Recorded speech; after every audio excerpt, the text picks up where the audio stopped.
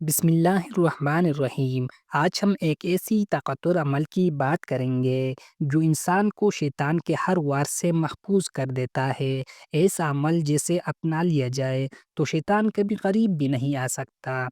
حضرت جابر رضی اللہ تعالیٰ عنہ سے روایت ہے کہ نبی کریم صلی اللہ علیہ وآلہ وسلم نے فرمایا، جس گھر میں سورۃ البقرہ پڑھی جاتی ہے وہاں سے شیطان بھاگ جاتا ہے۔ صحیح مسلم حدیث نمبر 780۔ حضرت ابو ہریرہ رضی اللہ تعالیٰ عنہ سے روایت ہے کہ رسول اللہ صلی اللہ علیہ وآلہ وسلم نے فرمایا، جو شخص صبح و شام اعوذ باللہ من الشیطان الرجیم پڑھتا ہے، شیطان اس کے قریب تک نہیں آ سکتا۔ سنن ترمذی حدیث نمبر 3528۔